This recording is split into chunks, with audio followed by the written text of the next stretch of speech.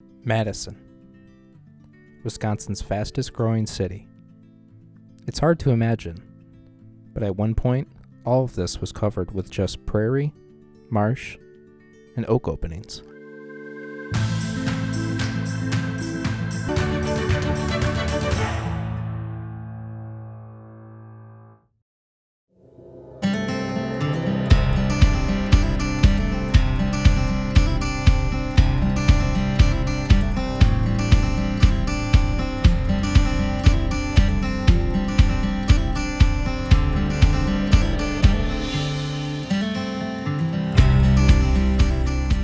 What's up, everybody? Welcome to the first official episode of Ben and Karen on Wisconsin. Today we are going to cover the history of Madison, the awesome city that we live in. Initially we were thinking about just doing a voiceover for this episode, but based on your guys' comments, and especially with the blooper reel, yeah, it seems like you enjoy us on camera, so we're going to give it a shot. I just wanted to make a little disclaimer about the subject matter that we cover in this episode, and probably a lot of future episodes. We've seen other YouTube channels that kind of make Madison and other cities too seem really great, and Madison is a great place, but we also don't want to sugarcoat things that are not so great. So there's definitely some dark history in Madison, and sure. Will be covering that as well, so there may be some more somber moments during this episode and during some other episodes as well, and that's just because we want to cover the actual history and not glaze over things that are important, especially culturally important. Yep. Well said. Thank you. Just to warn you guys, you guys like the blooper reel. And that's what we're like 95% of the time at home. At least, I would say. We're weird. We're really weird. The two of us and our cats. So, yeah. And our cats. You just made us even weirder. Yep. So, we're kind of outing our weirdness to you guys. So, thanks for that. Yeah. Hope you guys enjoy.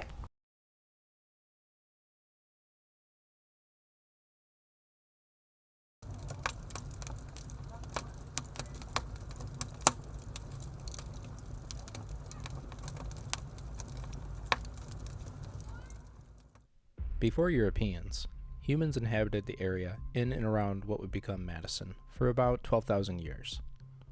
The first known inhabitants of Wisconsin were the Paleo-Americans. These people were thought to be the first inhabitants of North America during the final glacial episodes of the late Pleistocene period. They lived as hunters and gatherers between 10,000 and 6,500 BCE. They hunted woolly mammoths, mastodons, and bison. Local archaeologists have found stone tools dating from 5000 BCE throughout the state, and mastodon remains have even been unearthed in Kenosha and Crawford counties, dating from as early as 12,300 BC. Many different native peoples lived near Madison during the influx of European settlers in the 18th and 19th centuries. The Ho-Chunk, or Winnebago Nation, was the primary group living near the Four Lakes, although other tribes, including the Fox, also known as the Meskwaki, and the Soc, lived in the area as well.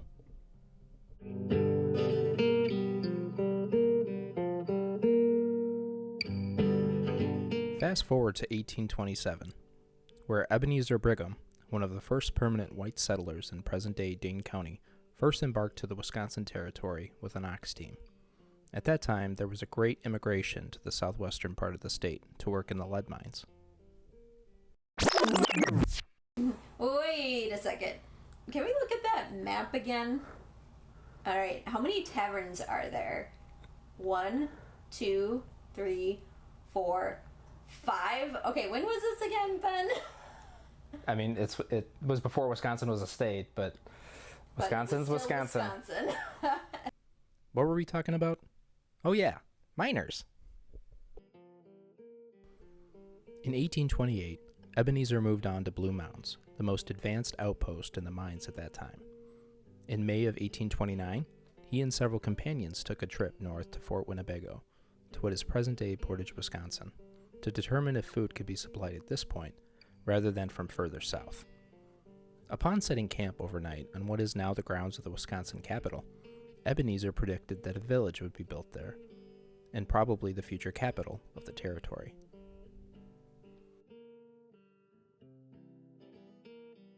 Before his passing in 1861, Brigham served 9 terms from 1836 to 1841 as a member of the council, and then serving as an elected member of the assembly after the state government was organized. Some other old white dudes of note during Madison's early days include James Doty, a land speculator, politician, and future Wisconsin territorial governor; Henry Dodge, also a Wisconsin territorial governor and veteran of the Black Hawk War; Henry Baird, a territorial politician and prominent early Wisconsin settler.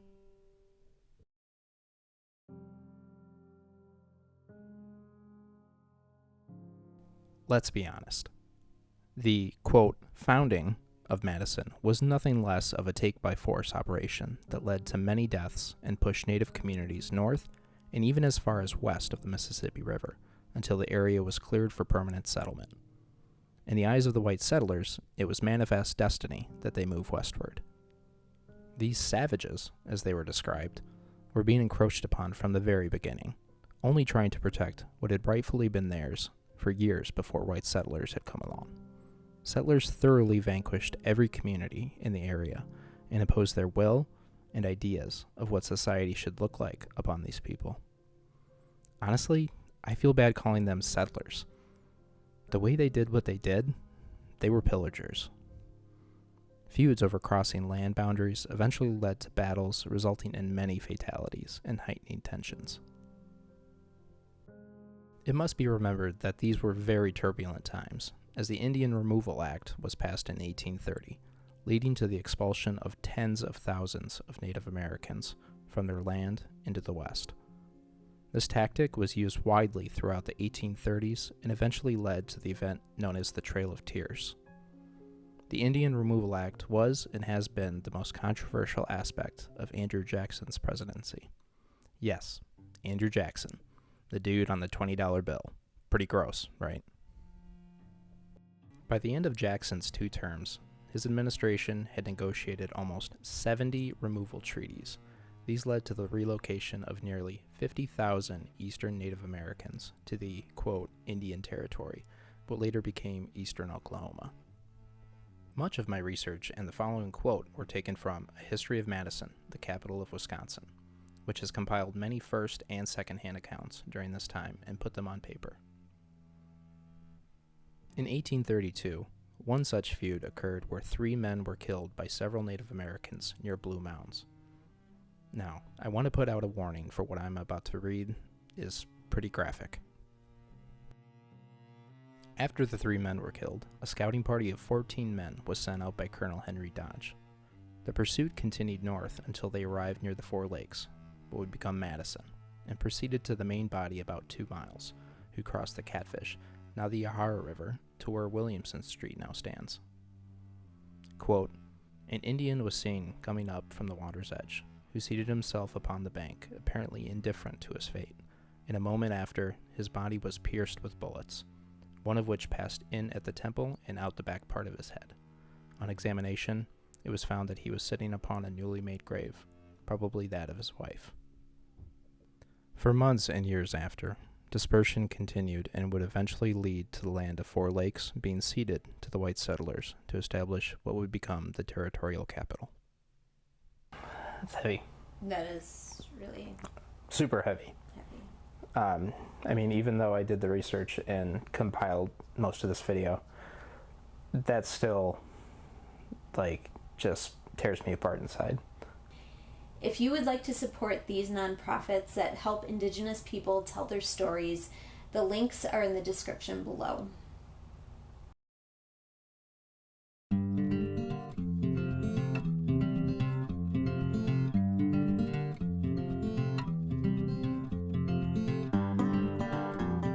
When the townships in and around what would become Madison were first placed on sale in Green Bay on August 1st, 1835, business was booming. The government price was just $1.25 per acre, and after 5 months of land office business in Green Bay, no one had bought the land along the isthmus between Lakes Monona and Mendota. Only several individuals were interested in this plot of land. One of those was James Duane Doty. Yeah, remember that guy. Doty saw the potential and had his sights set on it becoming the capital. Doty ended up purchasing 1,261 acres for just $1,500. In 1836, Doty employed John Bannister of Green Bay to lay out Madison. It was surveyed and platted in June of 1836, but the town of Belmont would ultimately end up being the first temporary seat of the Wisconsin Territory. Here, the first legislature was held in the winter of 1836, where Doty presented his, quote, paper city, Madison. There were plenty of reasons Madison was an unpopular choice to be Wisconsin's capital, the main reason being the bitter cold winters. So, Doty famously swayed members of the legislature by giving them expensive and luxurious buffalo robes to stay warm while he pitched Madison to be the permanent capital. He added in a sweetener by promising choice Madison lots at discount prices to undecided voters. This dude was a promoter and politician through and through.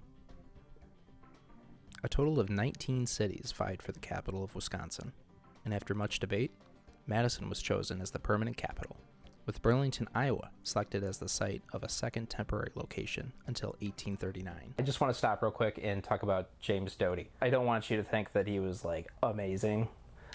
He was okay. He was okay.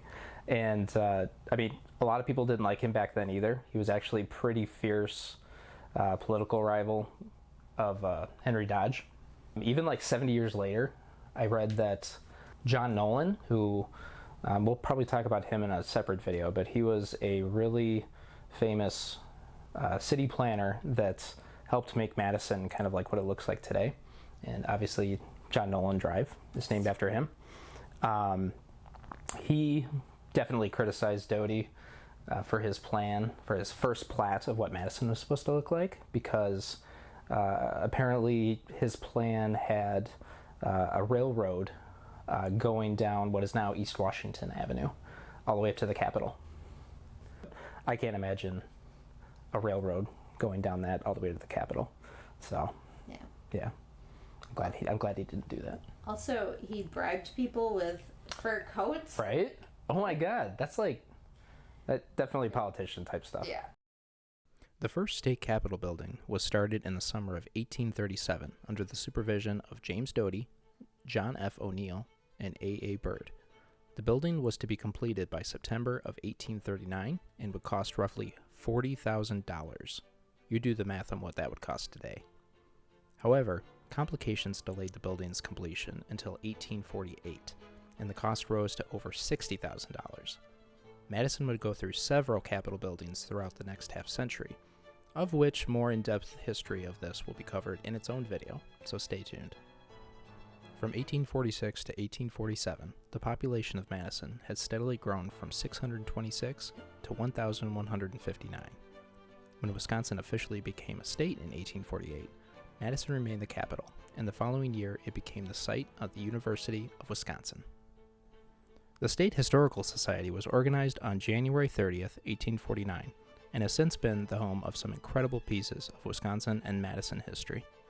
Much of the research I've done on Madison was made possible by collections from the Wisconsin Historical Society. I've since become a member and encourage anyone who appreciates history to support their mission of preserving and telling the amazing history of our state. By 1856, Madison was connected to the Milwaukee and Mississippi Railroad and had been incorporated as a city with a population of 6,863 people. By this time, railroads were popping up everywhere across Wisconsin. They provided farmers with better prices and expanded marketing opportunities by offering a more reliable way to get products to eastern markets. Railroads also gave immigrants and settlers from the eastern United States another way to populate the Wisconsin countryside with farms and villages.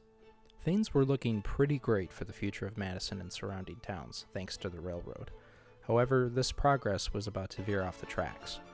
The railroad, an industry that was bringing Americans together, was about to be disrupted by the one thing that almost completely tore us all apart, the Civil War.